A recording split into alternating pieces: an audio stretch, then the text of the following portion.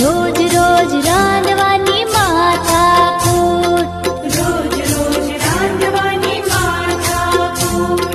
દાદા કહે દાળ ભાત, દાદા કહે દાળ ભાત, દાદી કહે ખીચડી કઢી, દાદી કહે ખીચડી કઢી. બાળકોને ભાવે ફાસ્ટ ફૂડ, રોજ રોજ રાંધવાની માથાકૂટ.